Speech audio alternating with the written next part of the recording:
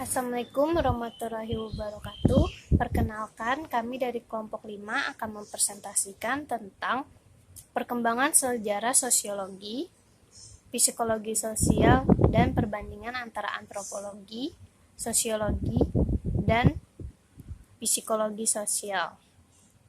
Di sini saya pemakalah pertama yaitu Nandika Syifa Fadila, dilanjutkan oleh pemakalah kedua yaitu Kak Ana Farhana, dan dilanjutkan pemakalah ketiga yaitu Kak Tri Utami, dan yang terakhir pemakalah keempat yaitu Kak Indri Sulistianingrum. Di sini pertama saya akan menjelaskan tentang perkembangan sejarah sosial, tentang perkembangan sejarah sosiologi dulu. Di sini sebelum kita menjelaskan perkembangan sejarah sosiologi, kita harus tahu siapa saja tokoh-tokoh yang ada di dalamnya. Yaitu ada tujuh tokoh. Yang pertama ada Plato, yang kedua ada Aristoteles, yang ketiga ada Thomas Hobbes, John Locke, dan Jean Jacques. Yang keempat ada Auguste Comte, yang kelima ada Herbert Spencer, yang keenam ada Emile Durkheim, dan yang ketujuh ada Max Weber. Yang pertama yaitu menurut Plato pada tahun 429 sampai 347 Masehi ikut andil dalam membahas unsur-unsur sosiologi tentang negara. Lalu dilanjutkan oleh Aristoteles pada tahun 384 sampai 322 Masehi yang membahas unsur-unsur sosiologi dengan hubungan etika sosial. Maksud dari etika sosial yaitu bagaimana seharusnya tingkah laku manusia dalam berhubungan dengan sesama manusia ataupun dalam kehidupan sosial nyatanya. Dan yang ketiga yaitu ada yang menurut Thomas Hobbes, John Locke, dan Jean Jacques. Mereka juga ikut dengan pemikiran mereka tentang kontak sosial. Di awal tahun 1800-an, konsep pemikiran sosiologi ini belum dianggap sebagai ilmu pengetahuan. Lalu, pada tokoh siapa kita mengenal istilah sosiologi? Dan selanjutnya ada yang keempat, pada tokoh Auguste Comte pada tahun 1798 sampai 1857. Ia menciptakan istilah sosiologi, yaitu terhadap keseluruhan pengetahuan manusia mengenai kehidupan bermasyarakat. Maka lahirlah sosiologi sebagai satu ilmu pengetahuan, dan ini yang disebut tahapan awal sosiologi. Sekian dari saya, selanjutnya akan dilanjutkan oleh makalah kedua yaitu Kak Ana Farhana. Warahmatullahi wabarakatuh. Nama saya Ana Farhana, saya dari kelompok 5 akan melanjutkan pembahasan tentang sejarah sosiologi. Ada 7 tokoh perkembangan sejarah sosial. Yang pertama ada Plato. Plato itu membahas tentang unsur-unsur sosiologi negara. Yang kedua ada Aristoteles, membahas unsur-unsur sosiologi dalam hubungannya dengan etika sosial. Yang keempat ada Thomas Hobbes, John Locke, dan Jean Jacques Rousseau berpikir tentang kontak sosial. Yang keempat ada Auguste Comte, dianggap sebagai bapak sosiologi. Yang kelima ada Herbert Spencer, ilmuwan dari Inggris, sosiologi menjadi lebih populer. Yang kelima ada Emile Durkheim, seorang ilmuwan Prancis, menerbitkan bukunya yang berjudul Rules of Sociological Method. Nah, selanjutnya juga ada Soekarno Kolopaking, seorang dosen ilmuwan hukum, adalah orang yang pertama memberikan kuliah sosiologi dalam bahasa Indonesia pada tahun 1948 di Akademik Politik Yogyakarta. Kemudian buku sosiologi bahasa Indonesia pertama kali diterbitkan oleh Jody Gundokusomo dengan judul Sosiologi Indonesia, yang membuat beberapa pengertian dasar dari sosiologi. Dari jurusan sosiologi itu diharapkan sumbangan dan dorongan lebih besar untuk mempercepat dan memperluas perkembangan sosiologi di Indonesia.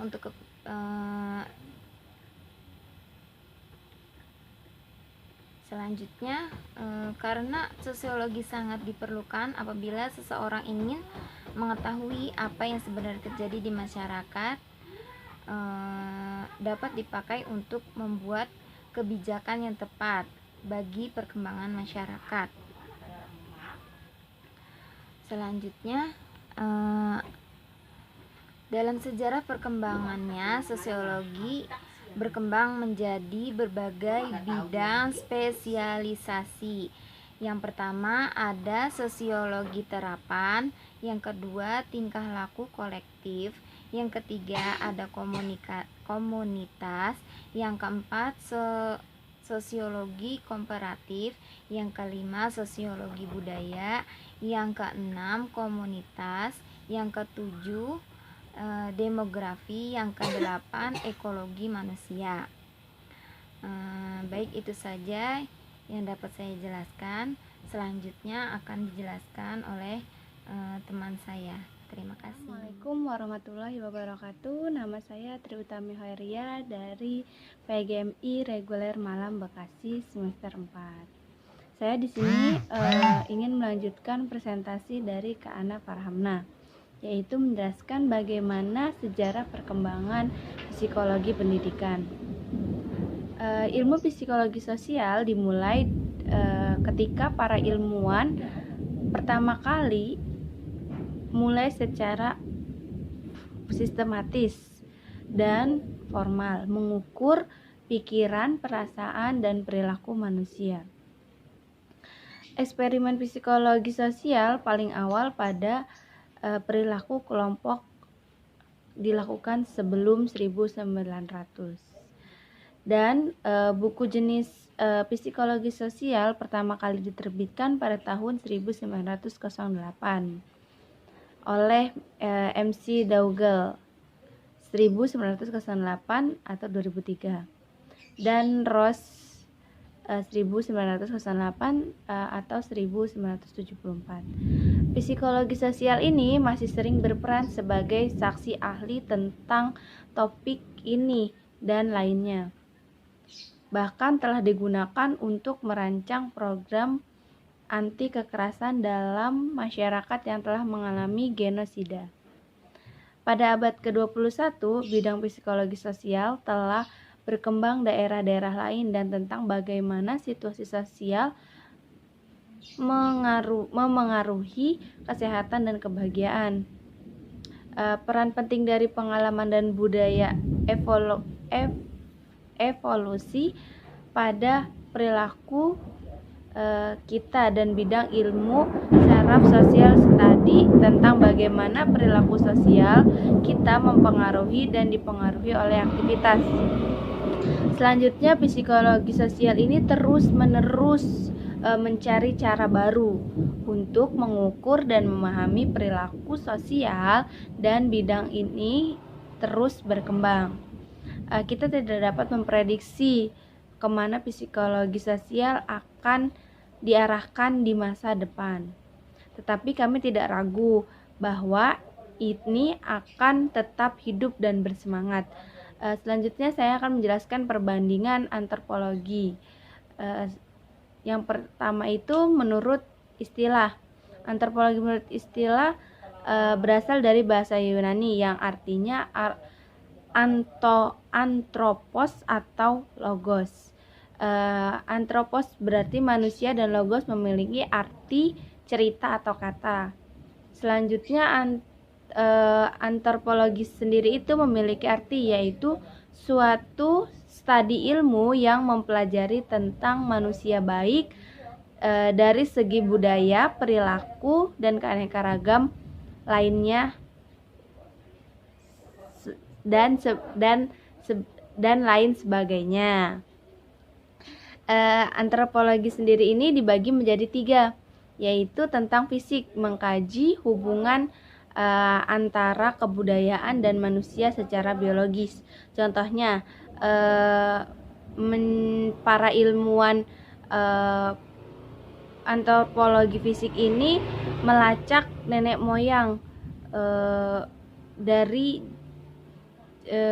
melacak nenek moyang manusia itu sendiri, yaitu dari yang dia untuk mengetahui bagaimana, kapan, dan mengapa kita menjadi manusia seperti sekarang ini. Selanjutnya antropologi budaya, yaitu meliputi keanekaragaman kebudayaan, upaya mencari unsur-unsur kebudayaan universal. Contohnya seperti tradisi riset atau penulisan antropologi di Amerika pada abad ke-21. Selanjutnya antropologi linguistik, yaitu mengkaji tentang keanekaragaman bahasa. Namun ruang lingkup jauh lebih kecil dari ilmuwan linguistik, yaitu seperti bahasa kita sendiri, tidak hanya memahami bahasa kita sendiri, yaitu seperti tidak hanya mengerti bahasa kita sendiri, bahasa Indonesia, tetapi bisa bahasa Inggris, Mandarin, Jepang, dan sebagainya. Tujuan mempelajari antropologi ini untuk mempelajari manusia dalam bermasyarakat, suatu bangsa, dan berperilaku dan berkebudayaan untuk membangun masyarakat itu sendiri. Selanjutnya perbandingan sosial dan psikologi sosial akan dilanjutkan oleh Indriani Sulistianingrum. Cukup sekian dan terima kasih. Wabillahi taufiq wal hidayah. Wassalamualaikum warahmatullahi wabarakatuh. Nah, balik lagi, kita akan bahas tentang materi yang berikutnya, yaitu sosiologi. Pasti teman-teman ada beberapa teman-teman yang udah familiar nih sama istilah sosiologi, apalagi ya waktu SMA jurusan IPS kayak saya udah familiar banget sama istilah sosiologi, bahkan sampai ada mata pelajarannya. Nah, bagi teman-teman yang belum tahu apa itu sosiologi, saya jelaskan secara ringkas ya. Sosiologi adalah ilmu yang mempelajari hubungan timbal balik antara gejala sosial ataupun gejala non sosial, atau mengkaji hubungan timbal balik antara individu dengan individu, individu dengan kelompok, atau kelompok dengan kelompok. Atau bisa juga istilah sosiologi menurut arti sosiologi secara harfiah, ilmu tentang masyarakat gitu. Ada 4 ciri sosiologi. Yang pertama itu bersifat empiris, yang kedua itu bersifat teoritis, yang ketiga bersifat kumulatif, dan yang terakhir bersifat non etis. Kita masuk ke yang pertama dulu ya teman-teman. Empiris, yaitu didasarkan pada observasi terhadap kenyataan dan akal sehat, serta hasilnya bersifat spekulatif, dapat dibuktikan dan berdasarkan fakta, tidak mengada-ngada yang sudah dianalisis. Terus yang kedua itu bersifat teoritis. Nah, teoritis ini berusaha untuk menyusun abstraksi dari hasil observasi sehingga dapat menjelaskan hubungan sebab akibat agar menjadi sebuah teori. Karena tadi di empiris masih bersifat abstrak observasinya, maka disinilah peran teoritis. Yang ketiga yaitu kumulatif. Kumulatif ini bertujuan untuk mengupgrade teori yang sudah ada atau teori yang telah lalu, bisa mengupgrade, memperluas, memperhalus, atau memperbaiki teori-teori lama gitu. Terus yang keempat, yang terakhir adalah non etis. Nah, non etis ini bertujuan untuk menjelaskan fakta secara analitis. Yang berikutnya itu ada psikologi sosial. Apa itu psikologi? Psikologi sosial pasti teman-teman lebih familiar ya dengan istilah psikologi. Tapi kalau psikologi sosial, nah kita bahas di sini. Psikologi sosial adalah suatu studi ilmiah tentang cara berperilaku individu yang dipengaruhi sekaligus mempengaruhi perilaku orang lain dalam konteks sosial atau bermasyarakat, bertetangga, berteman gitu. Nah, psikologi ini bisa kepribadian kita mempengaruhi orang lain atau kepribadian kita dipengaruhi oleh orang lain. Nah, tujuan keilmuan psikologi sosial ini untuk memahami, menjelaskan, meramalkan, memodifikasi, dan memecahkan masalah terkait dengan cara berpikir, berperasaan, atau berperilaku yang dipengaruhi oleh kehadiran orang lain. Nah, psikologi sosial ini bisa juga digunakan untuk memecahkan masalah. Contohnya ketika ada konflik, sosiologi berperan dan psikologi sosial juga berperan. Kalau misalkan sosiologi ini berperan untuk bagaimana cara menangani konflik, maka psikologi sosial berperan untuk bagaimana menangani si individunya tersebut gitu. Terus, nah setelah kita mengetahui pengertian di atas, dapat terlihat bukan perbedaannya antara ketiganya gitu. Tapi teman-teman tahu nggak, walaupun di antara ketiga ilmu yang telah kita bahas tadi ada perbedaannya, tapi ada juga loh hubungan atau kaitannya. Mau tahu nggak? Yuk kita lihat slide berikut ini sedikit tentang apa ya hubungan atau kaitan antara antropologi, sosiologi, dan psikologi sosial. Nah, kita ambil contoh seseorang yang tinggal di pedesaan, lalu dia berpindah tempat ke kota, dari desa ke kota gitu. Nah, jelas terlihat aspek antropologinya, sosiologinya, dan psikologi sosialnya.